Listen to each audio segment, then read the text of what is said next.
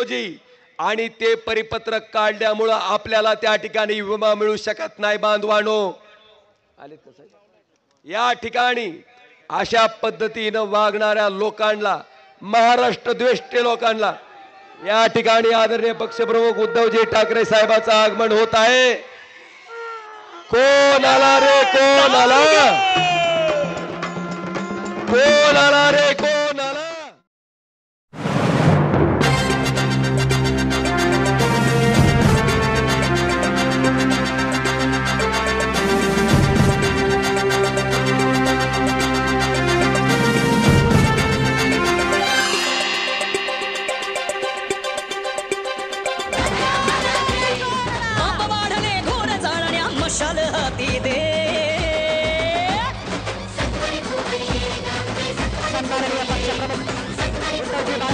यांच्या शुभ हस्ते छत्रपती शिवाजी महाराजांची या ठिकाणी पूजा संपन्न होत आहे. एकदा जोरदार माझ्यासोबत जय घोष करा. छत्रपती शिवाजी महाराज की, शिवसेना प्रमुख उद्धव बाळासाहेब ठाकरे की. आवाज कडक निघला पाहिजे. नमस्कार and a very warm welcome to the voice of common man news Hindi and English. हमारे चैनल के चीफ एडिटर समीर कुरैशी के साथ आइए रुक करें इस वक्त की खास खबर. छत्रपती शिवाजी महाराज की जय भवानी. हिंदुत्व सम्राट शिवसेना प्रमुख सन्माननीय बाळासाहेब ठाकरे यांचा, महाराष्ट्राचे कुटुंब प्रमुख शिवसेना पक्ष प्रमुख आदरणीय श्री उद्धवसाहेब ठाकरे यांचा, युवासेना प्रमुख आदरणीय श्री आदित्यसाहेब ठाकरे यांचा. अरे बुलंद आवाज कुणाचा? अरे कोण आला रे, कोण आला? अरे कोण आला रे, कोण आला? एकदा दोन्ही हात वरती करून उद्धव साहेबांसाठी जोरदार आवाज झाला पाहिजे. बोला छत्रपती शिवाजी महाराज की जय भवानी, जय भवानी. आपलं थोडं राहिलंय तेवढं पार करू. बांधवानो, आपण सगळ्यांनी बघितलंय की महाराष्ट्र द्वेषानं मोदी सरकार किती पछाडलेलं आहे. आपल्या विम्याच्या बाबतीत असं परिपत्रक काढलंय. मी फार काही बोलणार नाही. मला आपल्याकडनं एकच वचन पाहिजे की लोकसभेच्या निवडणुकीमध्ये आपल्या सगळ्याच्या आशीर्वादानं, एवढ्या सगळ्या शक्ती विरोधात असताना सुद्धा आपण धाराशिव कळंब विधानसभा मतदारसंघातनं जवळपास 61,000 मताचं लीड दिलं होतं. किती मताचं? 61,000चं. माझी आपल्याला विनंती आहे की आज निष्ठेचं नाव, प्रामाणिकपणे काम करणारा एक शेतकऱ्याचा मुलगा कैलासदादाच्या रूपानं परत दुसऱ्यांदा विधानसभेत पाठवण्यासाठी आपल्याला कळकळीची विनंती आहे की उद्याच्या 20 तारखेला आपलं चिन्ह काय? आपलं चिन्ह काय? आपलं चिन्ह काय? बांधवानो, त्या मशालीच्या पुढचं बटन आपल्याला दाबायचंय. जाता जाता एकच सांगतो, जेव्हा एखादा समाज रस्त्यावर उतरतो, आंदोलन करतो, लाखोच्या संख्येनं त्या ठिकाणी लोक रस्त्यावर उतरतात, त्यावेळेस त्या आंदोलनाचा सन्मान करणं हे लोकप्रतिनिधीचं कर्तव्य असलं पाहिजे. मला आपल्या सगळ्याला एवढंच विचारायचंय की आपल्या सगळ्याला देवेंद्र फडणवीसला मुख्यमंत्री करायचंय का? इकडं इकडं करायचंय का? बांधवानो, एवढंच लक्षात ठेवा, उद्याच्या 20 तारखेला मशाल या चिन्हापुढचं बटन दाबून त्या ठिकाणी निष्ठेच्या पाठीशी उभं राहण्यासाठी आपण त्या ठिकाणी 61,000 पेक्षा एक का होणार आगाऊ मत देऊन कैलासदादांना विधानसभेत पाठवायचं काम करा, ही विनंती करतो आणि आपली सगळ्यांची रजा घेतो. धन्यवाद. जय हिंद, जय महाराष्ट्र. धन्यवाद दादा. यानंतर आपल्या तमाम धाराशिव जिल्हावासियांच्या वतीनं आदरणीय साहेबांचा सत्कार सोहळा आपण संपन्न करतो. मी आदरणीय ओमदादा राजे निंबाळकर तसेच कैलासदादा घाडगे पाटील आणि मंचावरील सर्व मान्यवरांना विनंती करतो की आपल्या सर्वांच्या वतीनं साहेबांचा या ठिकाणी जंगी सत्कार करूया, स्वागत करूया. आपल्या सर्वांच्या टाळ्यांचा निनाद या स्वागत सोहळ्यात सम्मिलित करूया.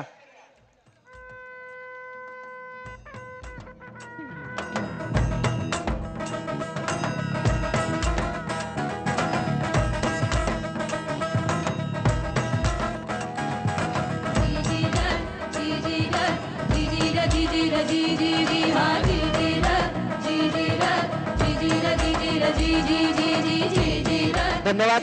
सर्वांना विनंती, सर्वांनी स्थानापन्न व्हावं. आपण सर्वजण जाणता की आपण साहेबांना कुटुंब प्रमुख म्हणतो, महाराष्ट्राचे कुटुंब प्रमुख म्हणतो.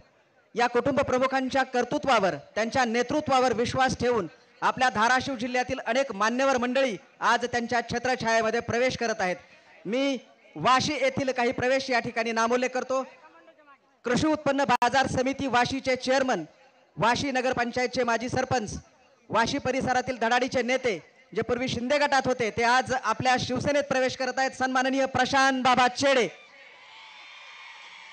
त्यांच्यासोबत श्रीयुत नितीन चेडे माजी नगराध्यक्ष, प्रसादजी जोशी माजी उपनगराध्यक्ष, किशोरजी भांडवले नगरसेवक, कृष्णाजी गवारे नगरसेवक, दिग्विजयजी चेडे नगरसेवक, जीवनरावजी भराटे नगरसेवक, गणेशरावजी भराटे डोंगरेवाडी या सर्व मान्यवरांचा, तसंच मुरलीधरजी तागडे, विठ्ठलरावजी कवडे माजी नगरसेवक, बाळासाहेबजी सुकाळे माजी नगरसेवक, नवाबजी काझी, बाळासाहेबजी हजारे, छगनरावजी मोळवणे आणि नितीनजी कवडे या सर्व मान्यवरांचा आज तुम्हा सर्वांच्या साक्षीने शिवसेना उद्धव बाळासाहेब ठाकरे पक्षात प्रवेश होत आहे. आपल्या सर्वांच्या टाळ्यांचा गजर याचं अनुमोदन करेल. जोरदार टाळ्यांनी यांच्या प्रवेशाचं स्वागत करूया.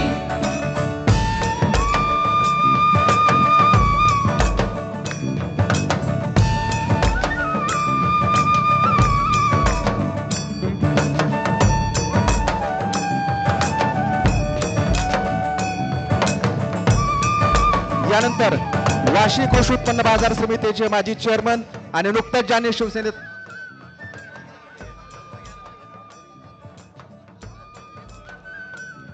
कळंब तालुक्यातील प्रवेश या ठिकाणी संपन्न होत आहेत.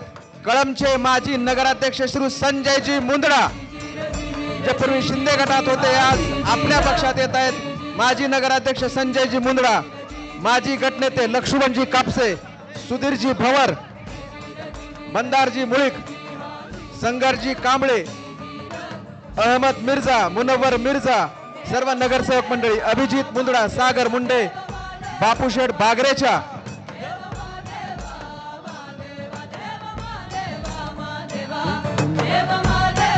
ज्यांचा प्रवेश झालाय त्यांनी कृपया स्टेजच्या खाली या. ज्यांचा प्रवेश झाला आहे त्यांनी कृपया स्टेजच्या खाली या. ज्यांचा प्रवेश झाला आहे कृपया त्यांनी स्टेजच्या खाली या. नंदूदादा हौसलमन, असद पिंजारी, जमील कुरेशी, महेश पुरी, शकील काझी, सरफराज कुरेशी, केशव सरवदे, अशोक चिंचलकर, सुदर्शन कोरपे, मनोज चोंदे, बप्पा चोंदे. ज्यांचा प्रवेश झालाय त्यांनी कृपया खाली या. आणखीन काही प्रवेश आहेत.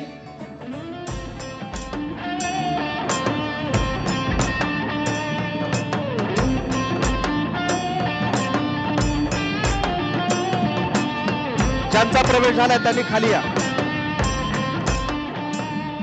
यानंतर धाराशिव शहरातील प्रवेश, मिलिंदजी पेठे, अशोकजी पेठे, गणेशजी गोणे, प्रभात भैया मुंडे, शशिकांत बाबासाहेब पाटील, अखिल भारतीय छावा संघटनेचे जिल्हाध्यक्ष यांचाही या ठिकाणी प्रवेश होतोय.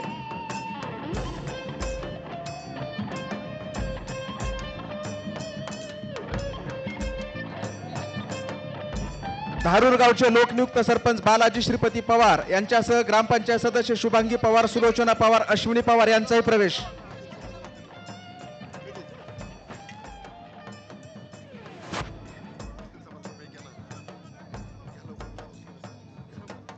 यानंतर आपल्या धाराशिव शहरातील समस्त मुस्लिम बांधवांच्या वतीनं साहेबांचा सत्कार होतो आहे. मी माझ्या सर्व मुस्लिम बांधवांना विनंती करतो की आपल्या धाराशिव जिल्हा वासियांच्या वतीनं, समस्त मुस्लिम बांधवांच्या वतीनं आपण साहेबांचा सत्कार थोडक्यात आणि लवकर संपन्न करावा. साहेबांना पुढे बार्शीलाही जायचं आहे.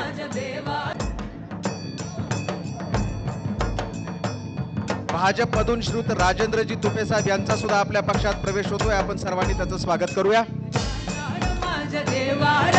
नंदी तुझी सवारी, गणाची पलटण नसत डोलत आली तुमच्या दारी. राजा माझ्या देवार हाय नंदी तुझी सवारी, गणाची पलटण नसत डोलत आली तुमच्या दारी. नवतून तुटल बंधन विकाल तर तर दिवा कमारी.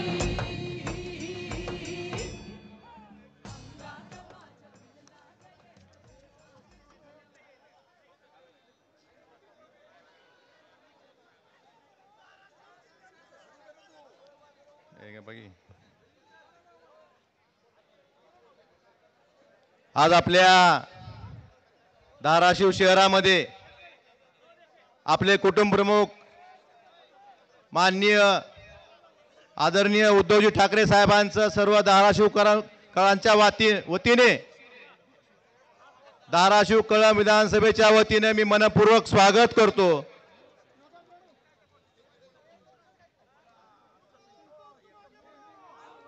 आज या ठिकाणी उपस्थित असलेले सर्व महाविकास आघाडीचे प्रमुख नेते मंडळी, आपल्या तुळजापूर विधानसभेचे महाविकास आघाडीचे उमेदवार धीरज उर्फ कुलदीप पाटील, परांडा विधानसभा मतदारसंघाचे उमेदवार राहुलभैया मोटे, आता ज्यांनी आपल्याला मार्गदर्शन केलं असे आपले खासदार ओमदादा, व्यासपीठावरील सर्व मान्यवर,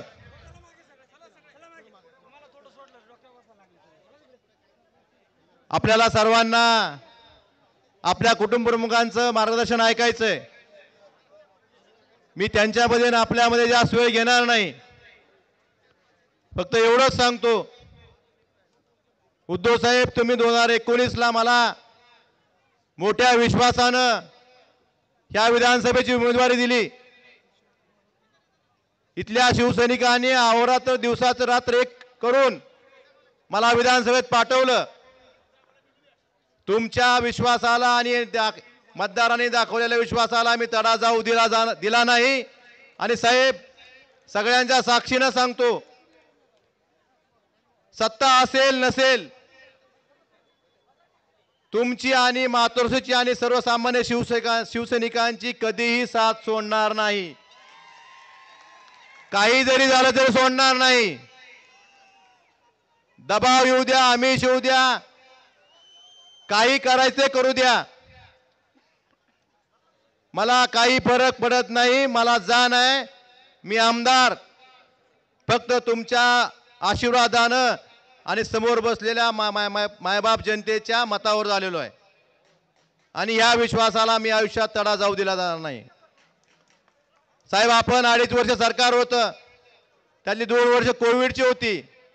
आपलं धाराशिवचं शासकीय वैद्यकीय महाविद्यालय पब्लिक प्रायव्हेट पार्टनरशिप मध्ये मंजूर झालं होतं।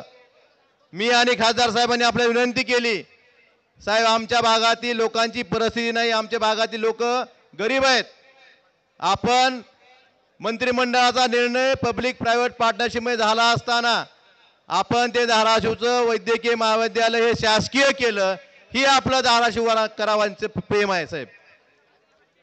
साहेब फडणवीस सरकारच्या काळात कृष्णा माडवडा सिंचन प्रकल्पाला प्राधान्यक्रमाची आडकाठी लावली होती। आपण ज्यावेळेस सरकारमध्ये आलोत, आपण त्याची कळंब तालुक्यातल्या दुरावाडी साठवण तलावापर्यंतचा आणि तुळजापूर तालुक्यातल्या रामदारा साठवण तलावापर्यंतचा कामाचा समावेश या प्राधान्यक्रमात केला आणि आपल्या काळातच या प्रकल्पाला मोठ्या प्रमाणात निधी उपलब्ध झाला। साहेब आपलं सरकार गेल्यानंतर ह्यांनी त्या कामाला स्थगिती दिली। मी विधानसभेत लक्षवेधी सूचना मांडली, त्यानंतर ही स्थगिती उठवली।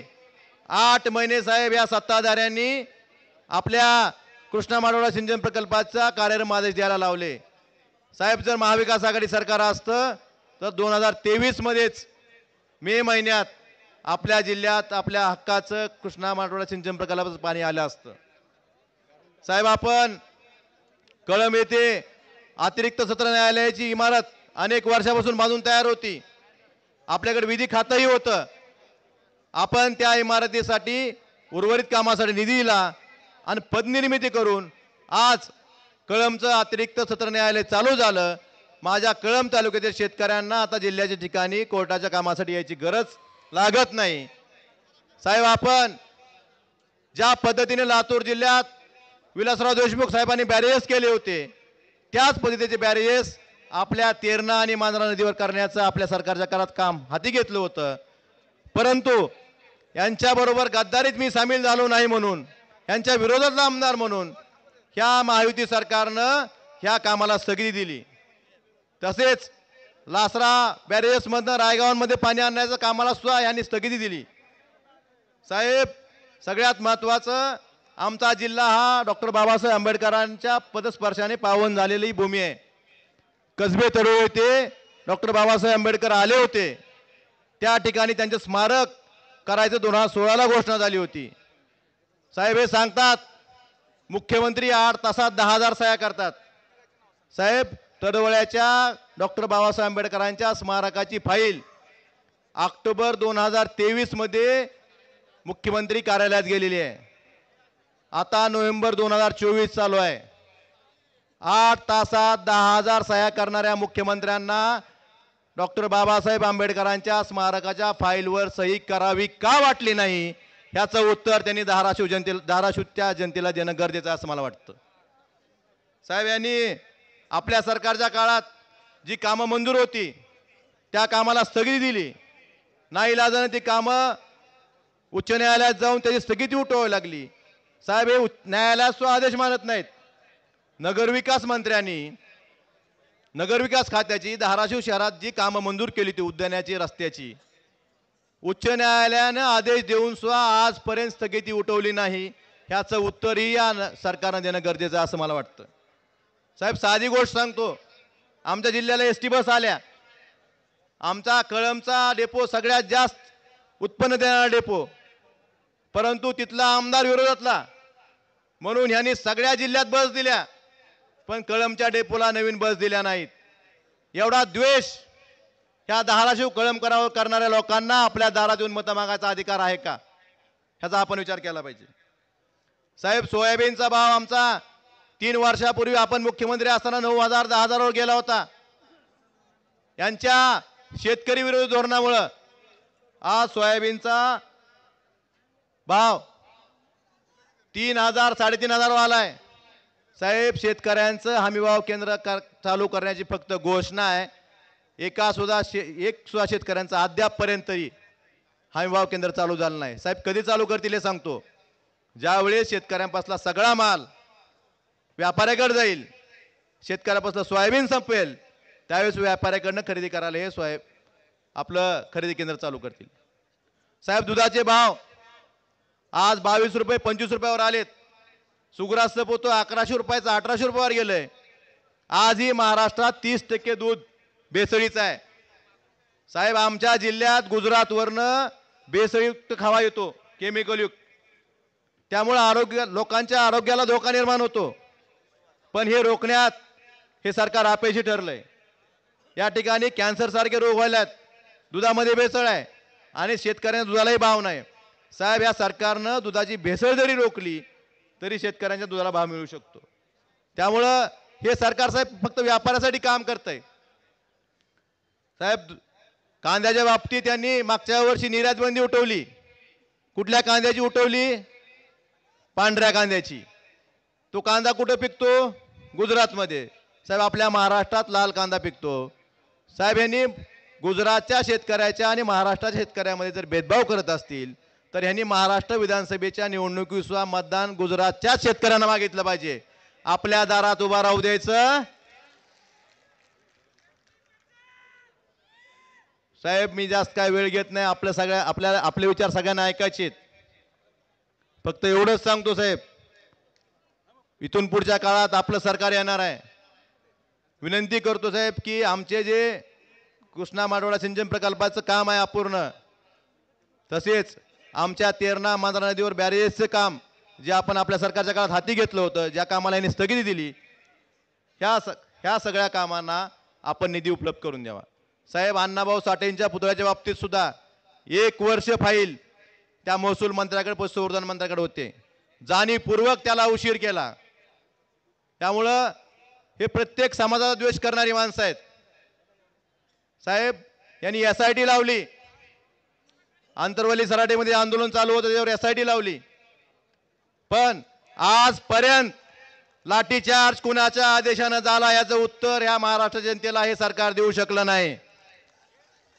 साहेब आपलं सरकार आल्यावर पहिलं काम हा लाठीचार्ज कुणाच्या आदेशानं झाला, आमच्या आया बहिणीची टोकी कुणाच्या आदेशानं फोडली गेली, ह्या लोकांची SIT लावून त्यांना जेलमध्ये टाकायचं काम आपण करावं हीच विनंती मी सगळ्यांच्या वतीनं करतोय. साहेब छत्रपती शिवाजी महाराजांची शपथ घेऊन समाजाला फसवणारे, पहिल्या कॅबिनेटमध्ये धनगर समाजाला आरक्षण देतो म्हणणारे हे सगळे नकली लोक ह्या महाराष्ट्राच्या जनतेनं, धाराशिव जिल्ह्याच्या जनतेनं ओळखलेले आहेत. त्यामुळे 20 तारखेला ही जनता फक्त मतदानाची वाट बघते, आपल्या आदेशाची वाट बघते. त्यामुळे 20 तारखेला, येत्या 20 तारखेला मशालीच्या चिन्हासमोरील बटन, तुळजापूरमध्ये, धाराशिव कळंबमध्ये मशाल, तुळजापूरमध्ये हात आणि बुमपरांड्यात माणूस वाजवणारा, तुतारी वाजवणारा माणूस, हे आपल्या संबंधित जे लोक आहेत त्यांना आपण प्रचंड मताने विजयी करावं एवढीच विनंती करतो आणि माझ्या शब्दांवर विराम देतो. धन्यवाद. जय हिंद, जय महाराष्ट्र.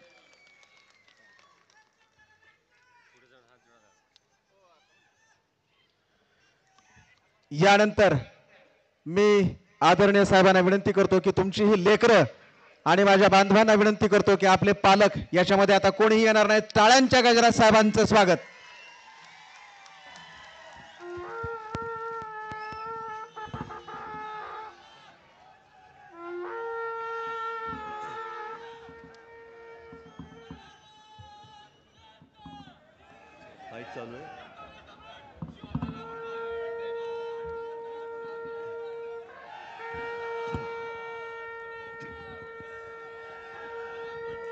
जमलेल्या माझ्या तमाम महाराष्ट्रप्रेमी बांधवांनो, भगिनींनो आणि मातांनो,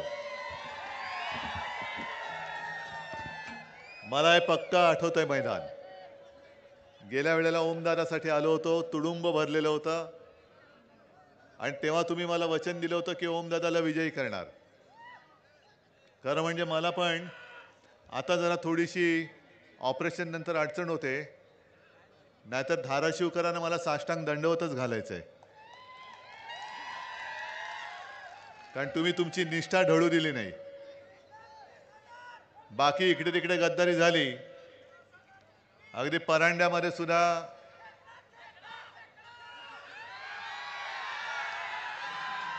आता यावेळेला त्याला करायचा वाकडा.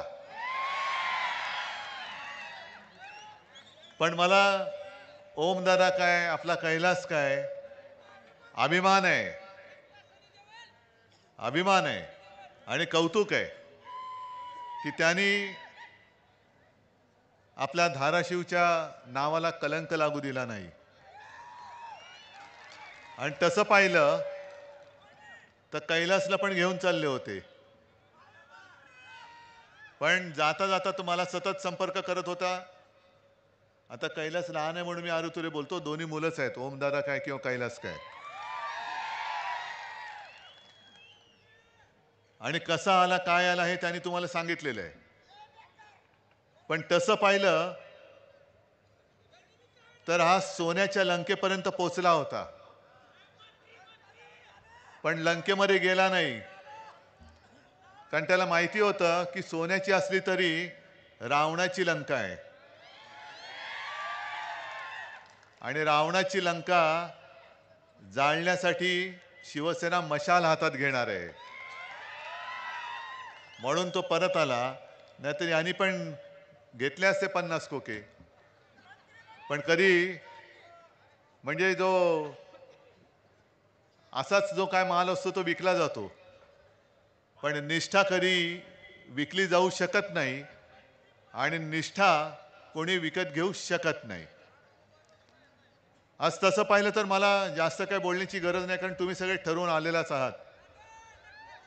आणि इथून मला जायचं बार्शीला, आणि मगाशी बघितलं एवढे प्रवेश चाललेत, एवढे प्रवेश चाललेत की जणू काही कुठलं धरणच फुटलंय आणि हा सगळा भगवा लोंढा आपल्याकडे येतोय. आणि याच गोष्टीचं मला आश्चर्य पण वाटतं आणि अभिमान पण आहे. कारण भाजपाने सगळं मला संपवायचा प्रयत्न आज सुद्धा चाललेला आहे आणि मी जो काही आहे तो केवळ आणि केवळ तुमच्याच भरोशावरती आहे. तुम्ही जोपर्यंत मला साथ सोबत द्याल तोपर्यंत माझं अस्तित्व आहे आणि तुम्ही जेव्हा माझा हात सोडाल तेव्हा मी अस्तित्वात राहणार नाही. मोदी शहा मला संपवू शकत नाही. माझं संरक्षक कवच हे माझ्या आई जगदंबेने तुमच्या रूपाने मला दिलेलं आहे.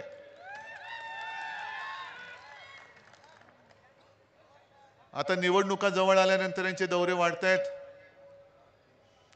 एक एक थापा सुरू झालेले आहेत. आपण आपला वचननामा दिलेला आहे. महाविकास आघाडीचा सुद्धा जाहीरनामा प्रसिद्ध झालेला आहे आणि महायुतीचा जुमलानामा प्रसिद्ध झालेला आहे. हा थापानामा आहे, जुमलानामा आहे. म्हणजे महिलांना 1500 रुपये देत आहेत, शेतकऱ्यांना कर्जमुक्त करणार असं म्हणतायत. पण हे कधी म्हणाले? निवडणुकीमध्ये तुम्ही पेकाटात लात घातल्यानंतर यांना कळलं. आधी का नाही केलं? महिलांना 1500 रुपये हे जेव्हा तुम्ही गद्दारी करून माझं आपलं हक्काचं सरकार पाडलं त्याच वेळेला का नाही केलं की पहिल्याच फटक्यामध्ये जसं मी केलं होतं. नागपूरचं मुख्यमंत्री म्हणून माझं एकच अधिवेशन झालं आणि मंत्रिमंडळामध्ये सगळं मंत्रिमंडळ नव्हतंच. आम्ही जेमतेम 7 मंत्री होतो. अजित पवार पण मंत्री झालेलेच नव्हते तेव्हा. आणि 7 जणांचं मंत्रिमंडळ असताना देखील कोणी न मागता मी माझ्या शेतकऱ्याला 2 लाखापर्यंत पीक कर्ज मुक्त करून दाखवलं होतं. 10 रुपयामध्ये शिवभोजन दिलं. मग मी पण जर का राजकारणी असतो तर मी सुद्धा केलं असतं ना, की बघू ना निवडणूक आल्यानंतर थापा मारायला काय जाते. पण थापा मारणं माझ्या रक्तामध्ये नाहीये. जे बोलेन ते करेन आणि जे करणार असेल तेच बोलेन नक्कीच. आता आहे ना 1500 रुपये त्यांना महिलांची आठवण आली. 3 लाख रुपयापर्यंत कर्ज. अरे तुम्ही काय करताय? मोदी म्हणाले होते शेतकऱ्याचं उत्पन्न दुप्पट होईल. किती शेतकऱ्यांचं उत्पन्न दुप्पट झाले? 15 लाख रुपये किती जणांच्या खात्यात आलेत? अच्छे दिन किसके आए बताओ जरा. बरोबर आहे, अदानीचे अच्छे दिन आलेत, बाकीचं सगळं काळे दिन आहेत. दुर्दैवाने जसं धाराशिवकरांनी एक धाडस दाखवलं तसं आणखीन थोडं महाराष्ट्राने नक्कीच धाडस दाखवलंच. पण मला स्वतःला शिवसेना म्हणून एक 5-7 जागा कमी पडल्या आणि इतरत्र सुद्धा देशाने आणखीन त्यांच्या 25-30 जागा खाली केल्या असत्या ना तर मोदी बुवा आज हिमालयात दिसले असते. दुर्दैवाने पुन्हा पंतप्रधान झाले. म्हणजे जे आपण आपल्या पहिल्या वर्षी करून दाखवलं होतं, अरे द्यायचंय तर दिलखुलासपणाने द्या, चोरीमारी कशाला करताय? आज सुद्धा मी सगळ्यांना विचारतो, सोयाबीनचे शेतकरी किती आलेत? सोयाबीन पिकवणारे आलेत ना? मग आत्ता तुम्हाला भाव जास्त मिळतोय का आपल्या काळामध्ये जास्त मिळत होता? मिळत होता ना. हमी भाव, हमी भाव, हमी भाव. अरे गद्दारांना 50 खोके देताना लाज नाही वाटत? आणि माझा शेतकरी जो मरमर मरतो, कष्ट करतो, राब राब राबतो, सोनं पिकवतो आणि त्या सोन्याची किंमत तुम्ही मातीमोल करता. मी 2-3 दिवसापूर्वी विदर्भात होतो आणि तिथले उमेदवार राहुल बोंद्रे त्यांनी तर एक विचित्र गोष्ट सांगितली. त्यांनी सांगितलं की तिथल्या पालिकेने कचरा उचलायचं टेंडर काढलेलं आहे आणि टेंडर कसं काढले? कचरा उचलायचं, 1 किलो कचरा उचलला तर 35 रुपये. मग 1 किलो सोयाबीनला किती रुपये आहेत? किती? 25. मग कचऱ्याला भाव जास्त आहे का सोयाबीनला? कचऱ्याला आहे ना. मग आता शेतकऱ्यांनी काय कचरा पिकवायचा? मग एक काम करू, जर कचऱ्याला भाव मिळतोय तर सगळा कचरा गोळा करा. म्हणजे इथे टेंडर नाही काढलं, मी तिथे सांगितलं की सगळा कचरा गोळा करा आणि नेऊन ठेवा जिल्हाधिकाऱ्याकडे, दे पैसे. सोयाबीनचा भाव नाही देत ना, मग तुझा जो भाव आहे तोच भाव कचऱ्याचा आहे. यांचा कचरा करून टाका एकदा. यांचा कचरा केल्याशिवाय जागे नाही होणार. पण आता तुमची निवडणूक आल्यानंतर ज्या विषयावरती मी बोलतोय की सोयाबीनला हमी भाव मी देऊन दाखवतो ना, दिला होता ना पूर्वी. दुधाला भाव देतो ना. जो शेतकरी अन्नदाता म्हटल्यानंतर अन्नदाता देवो भव, त्या देवाला तुम्ही किंमत देत नाही आणि मग मंदिरामध्ये जाता, मग सगळ्या मतदारांकडे जाता. हे नाटक आता बंद केलं पाहिजे. हे थोतांड आहे. आपण जे काही ठरवलेलं आहे की आपलं सरकार आल्यानंतर आपण परत एकदा शेतकऱ्यांना कर्जमुक्त करणार आहोत. शेतकऱ्याला हमी भाव तर देणारच आहोत, शेतकऱ्यांना हमी भाव तर देणारच आहोत, पण त्याच बरोबरीने शेतकऱ्याचं एकही रुपया नुकसान होऊ न देता आपण जीवनावश्यक 5 वस्तूंचे भाव हे स्थिर ठेवून दाखवणार म्हणजे दाखवणारच. कारण आता हे जे दाढीवाले फिरतात मिंदे गद्दार, अरे त्यांच्याकडे उमेदवार पण नाहीत. उमेदवार देवेंद्र फडणवीसचा घेऊन आपल्या समोर उभा केलेला आहे. का तर तुमच्या मनामध्ये संभ्रम निर्माण झाला पाहिजे. पण एकदा तुम्ही मशाल जिंकून दाखवलेली आहे, मशाल अजून सुद्धा धगधगती आहे. हे बोगस जे आलेले आहे तो ते भ्रष्ट कारभार जाळून टाकणारी शिवसेनेची मशाल आहे. मगाशी कैलास दादा जो सांगत होता, अमित शहानी जाहीरच केलेलं आहे की या वेळेला देवेंद्र फडणवीस मुख्यमंत्री होणार. तुम्हाला देवेंद्र फडणवीस मुख्यमंत्री पाहिजे तर जरूर द्या.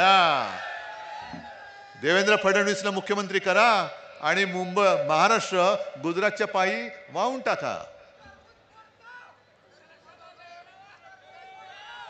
काय महाराष्ट्र म्हणून काय अभिमान, स्वाभिमान, अस्मिता काय आहे की नाही आम्हाला? आम्ही 5 जीवनावश्यक वस्तूंचे भाव स्थिर ठेवणारच आहोत.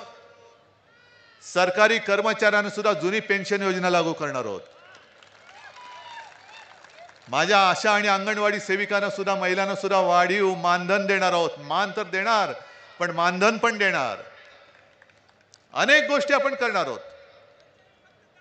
पण यांच्याकडे बोलण्यासारखे मुद्दे नाहीयेत. आज मी बघत होतो, मला तिकडनं म्हणजे मी औस्यावरनं उमरग्याला यायला निघालो, हेलिकॉप्टरला उडायला परवानगी नाही. का नाही? मोदीजी लँड होत आहेत. म्हटलं त्यांना जमिनीवरती आणायचंच आहे. खूप उंच उडत आहेत, खूप उंच उडत आहेत. त्यांना त्यांचं लँडिंग करावंच लागेल. पण ही जी काय मस्ती आहे की फक्त तुम्ही प्रचाराला येताना तुमच्यासाठी सगळ्या सुविधा आहेत. एअरपोर्ट, माझा संबंध पण नाही सोलापूर एअरपोर्टशी. मी कुठून येत होतो? गावात औस्यातनं उमरग्यात येत होतो. पण संपूर्ण आसमंत ही जशी नाकाबंदी लागते तसं उड्डाणबंदी. मग माझ्या बॅगा काय तपासतायत? हेलिकॉप्टर उडायला परवानगी विलंब काय करतायत? म्हणजे विलंब एवढ्यासाठी की तुम्ही सगळी माणसं जमलात ना, तुम्ही कंटाळून निघून जावं.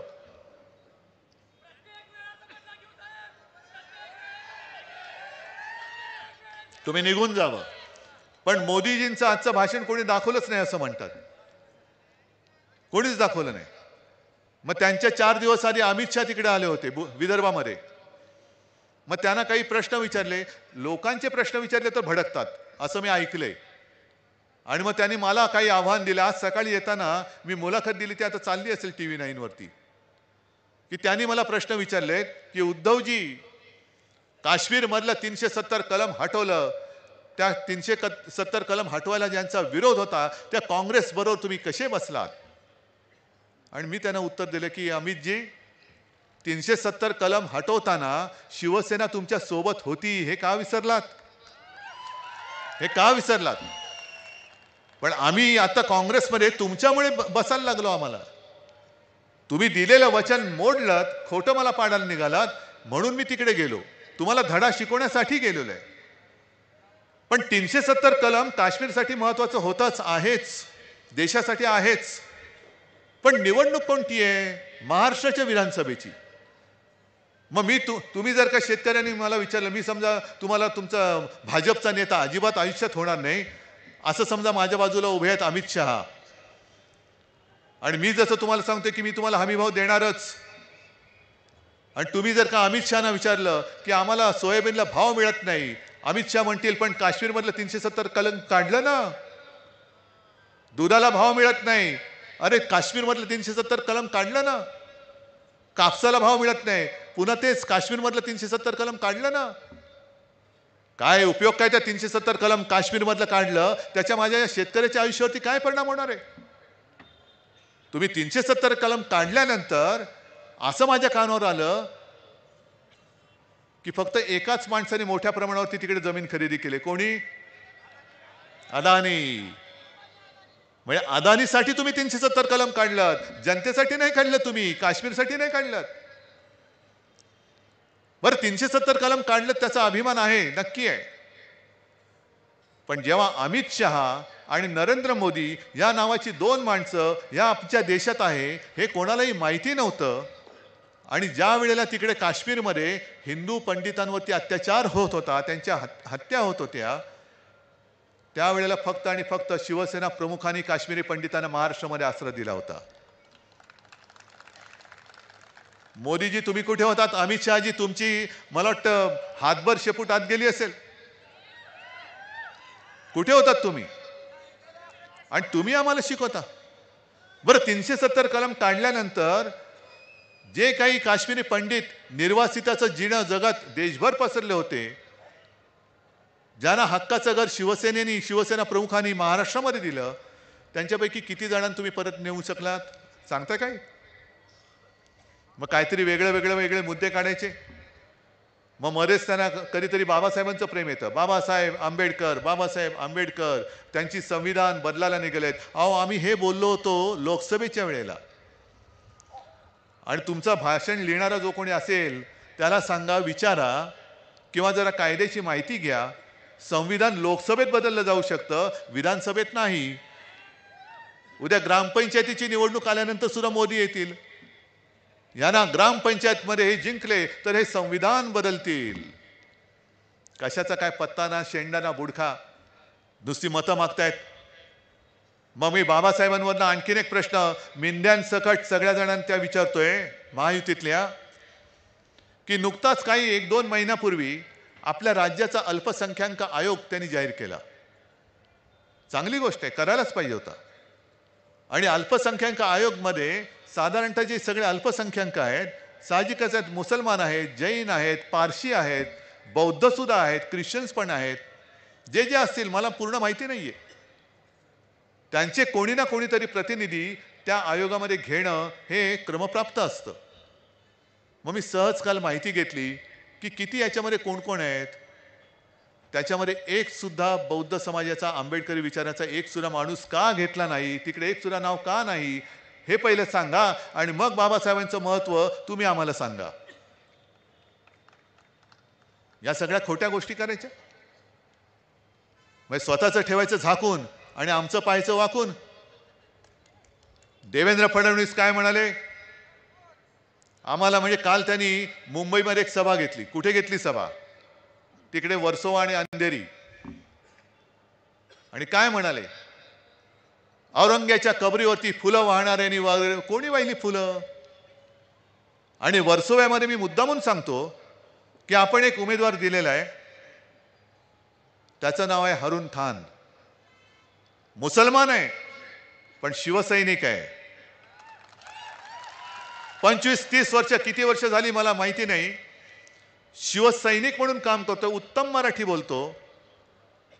त्यांच्या पत्नी नगरसेविका होत्या, आणि त्याला पाडण्यासाठी म्हणून देवेंद्र फडणवीस तिकडे गेले आणि काय म्हणाले, जे वोट जिहाद करतायत त्यांच्या विरुद्ध धर्मयुद्ध करा. धर्मयुद्ध? त्या माझ्या शिवसैनिकाच्या विरुद्ध धर्मयुद्ध करताय तुम्ही?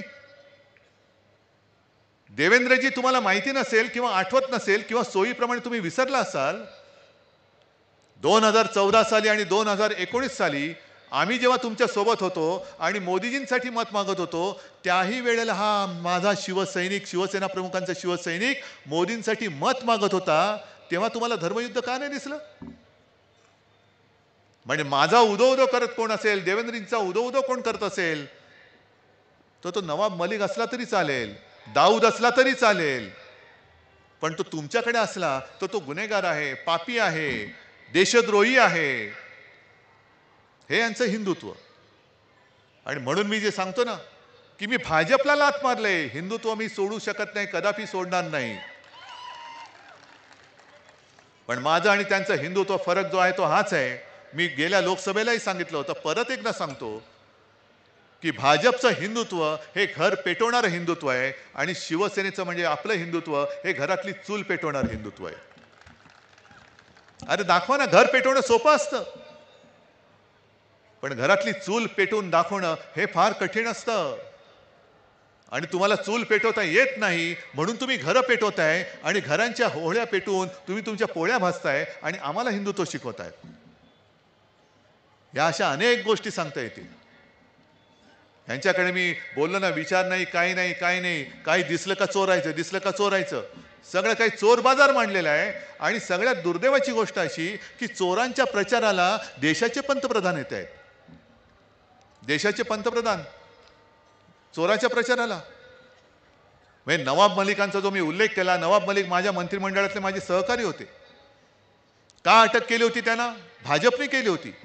केंद्रीय संस्था पाठवून, यंत्रणा पाठवून त्यांना अटक केली होती. कारण दाऊद बरोबर यांचे व्यवहार आहेत. एक पुख्ता सबूत है मेरे पास. देवेंद्र फडणवीसांची ती क्लिप आज सुद्धा माझ्याकडे आहे. आमच्याकडे ठोस पुरावा आहे. मग तो पुरावा कुठे ठोसला तुम्ही? कुठे गेला पुरावा? अजित पवार तुमच्याकडे आले, आल्याबरोबर ती नवाब मलिक बाहेर आले. अजित पवार म्हणतात की नवाब मलिकांचा दाऊदशी संबंध असूच शकत नाही आणि तो माझा अधिकृत उमेदवार आहे, त्याच्या प्रचाराला मी जाणार. मग आता मी बघतोय आता हे कसं चालतं त्यांना. नरेंद्र मोदी जेव्हा मुंबईत प्रचाराला येतील तेव्हा सहकारी पक्ष आज माझ्या सोबत आहेत ना, काँग्रेसचे उमेदवार आहेत, राष्ट्रवादीचे उमेदवार बसले आहेत. सगळ्यांना आपल्याला जिंकून द्यायचंय. मी अभिमानाने सांगतो की हे सगळे महाविकास आघाडीचे उमेदवार जे आहेत, जिथे मशाल असेल तिथे मशाल, हात असेल तिथे हात, आणि तुतारी फुंकणारा मावळा असेल तिकडे तुतारी, हे आपले अधिकृत उमेदवार आहेत ना. आहेत ना, सगळ्यांची नावं सगळ्यांना माहिती आहे. हे जिंकून द्यायचे. मग मोदीजी, तुम्ही तुमच्या महायुतीतल्या नवाब मलिकांचा प्रचार करणार आहात का? देवेंद्र फडणवीस, तुम्ही तुमच्या महायुतीतल्या दुसऱ्या उपमुख्यमंत्र्याच्या पक्षाच्या नवाब मलिकांच्या प्रचाराला जाणार आहात का? आणि नसाल जाणार तर अजित पवारांना विचारतो, ते तुमच्या प्रचाराला येणार नसतील तरी देखील तुम्ही तिथे शेपूट हलवत बसणार का? हा जो काही सगळा वैचारिक गुंता करून ठेवलेला आहे यांनी, हा गुंता सोडवायचा कोणी? म्हणजे आपल्याला गुंतागुंता करून असं भासवायचं की आपण सगळे खोटे आहोत आणि तेच काय ते खरे. परत एकदा अमित शहानी कुठेतरी परत मला नकली सेना म्हटलं. मी गेल्या लोकसभेतच बोलले, जो कोणी शिवसेनेला, या माझ्या अस्सल शिवसेनेला नकली बोलेल तो बेअकली आहे. अरे, ज्या शिवसेनेने तुम्हाला संकट काळामध्ये साथ दिली, सोबत दिली, शिवसेना नसती तर महाराष्ट्रात भाजप वाढला असता? दिली असती भाजपने मतं? अजिबात नाही. आणि म्हणून आज मुलाखत घेताना एकाने पत्रकाराने प्रश्न विचारला, तुम्ही त्यांना काय सांगू इच्छिता? म्हटलं, मी कोण बाबा सांगणार आहोत, मी तर साधा माणूस आहे. पण माझं ऐकणार तर ते नाहीच आणि ऐकावं अशी माझी इच्छा पण नाही. पण तुम्ही विचारता म्हणून सांगतो की संकट काळामध्ये जो मित्र सोबत राहतो ना, त्याला संपवायचा कधी प्रयत्न नसतो करायचा. कारण संकट येतात आणि जातात. आयुष्यात संकट येणं जाणं चालूच असतं, पण संकट काळामध्ये मित्र सोबत असणं फार महत्वाचं असतं. संकट जातात, ते पुन्हा येऊ शकतात, पण एकदा का मित्र गेला तर पुन्हा मित्र कोणी येऊ शकणार नाही आणि तुमच्यावरती भरोसा कोणी ठेवणारच नाही. उद्या जे तुमच्यावरती संकट येणार आहे त्यावेळेला तुम्हाला कळेल की शिवसेनेसारखा एक दिलदार मित्र तुम्ही गमावलेला आहात. आम्ही तुम्हाला सगळं काही दिलं होतं. पंतप्रधान पद दिलं होतं, मुख्यमंत्री पद दिलं होतं, आणि मी काय मागितलं होतं? तुमचं काय मागितलं होतं? जे माझ्या वडिलांना मी पुत्र कर्तव्य म्हणून वचन दिलं होतं, ते वचन पूर्ण करण्यासाठीच तेवढंच मी मागितलं होतं. आणि ते जर का तुम्ही पूर्ण केलं असतं तर आज तुमची जी काही निंदा नालिस्ती चालली ना, काय तुम्ही बोलता त्यांना? टरबूज असं बोलले नसते तुम्ही ना, फडतूस वगैरे ते म्हणजे असं कोणी बोललं नसतं ना. आता जाऊ द्या, ह्या सगळ्या गोष्टी माहिती आहेत. आणि म्हणून आज आपण महाविकास आघाडी, महाराष्ट्र वाचवण्यासाठी म्हणून या मैदानात उतरलेलो आहोत. ही लढाई उद्धव ठाकरेची नाही, शिवसेनेची नाही, ना काँग्रेसची आहे, ना राष्ट्रवादी पवार साहेबांची आहे. ही आम्ही सगळे मिळून लढाई लढतोय, ती आपल्या महाराष्ट्राच्या स्वाभिमानाची लढतो आहोत, अस्मितेची लढतो आहोत. छत्रपती शिवाजी महाराजांच्या पुतळ्यामध्ये सुद्धा यांनी भ्रष्टाचार केला, त्याच्यात सुद्धा पैसे खाल्ले. मग मी तुम्हाला विचारतोय, आपल्या दैवताचा पुतळा भ्रष्टाचाराने पैसे खाऊन उभारला, तो कोसळला, तुम्हाला राग आलाय की नाही आलाय? हा वार, ही जखम, ही महाराष्ट्राच्या जिवारी लागलेली आहे. अरे रस्त्यामध्ये पैसे खाता तुम्ही, सिंचनाच्या प्रकल्पात पैसे खाता तुम्ही, सगळीकडे जाऊ तिथे खाऊ. अगदी मुंबईमध्ये सुद्धा मिंद्यांनी उघड सगळा भ्रष्टाचार करून ठेवलेला आहे. मुंबईच्या महापालिकेची तिजोरी आता खायला लागलेत. पण महाराजांचा पुतळा जो कोसळला, तो महाराष्ट्र विसरू शकत नाही. तुमचं सरकार कोसळून दाखवल्याशिवाय महाराष्ट्र आता स्वस्थ बसणार नाही. तुमचं सरकार आम्ही घालवल्याशिवाय स्वस्थ बसणार नाही. आणि म्हणून जास्त बोलत गेलं तर खूप बोलता येईल, पण मला तिकडे दिलीपराव वाट बघत असतील. जसं ओम राजेच्या वेळेला तुम्ही मला शब्द दिला होता, तसा कैलासच्या बाबतीत देताय नक्की. आणि मग नुसता कैलासच नाही, तुळजापूर आहे, परांडा आहे, सगळीकडे उमरगा आहे. या लोकसभा मतदारसंघातलं मत औसा पण आला, बार्शी पण आलं. साहीच्या साही मतदारसंघामध्ये मला महाविकास आघाडीचे आमदार हे झालेले पाहिजे म्हणजे पाहिजेच. आणि तुमचा माझ्यावरती विश्वास आहे ना, माझाही तुमच्यावरती आहे. आणि या विश्वासाच्या नात्याला मी आयुष्यात कधीही तडा जाऊ देणार नाही असं वचन तुम्हाला देतो. आणि सगळ्यांना धन्यवाद देऊन आपली रजा घेतो. जय हिंद, जय महाराष्ट्र. साहेब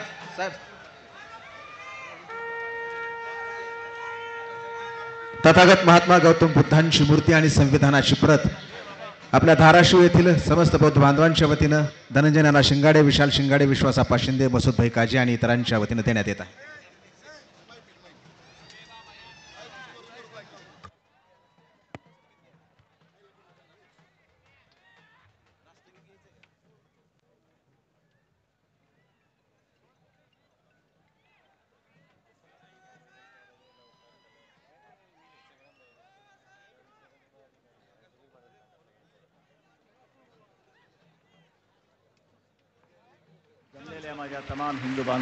साहेबांना बार्शीला जायचं. जय हिंद, जय महाराष्ट्र. समीर कुरैशी, धन्यवाद.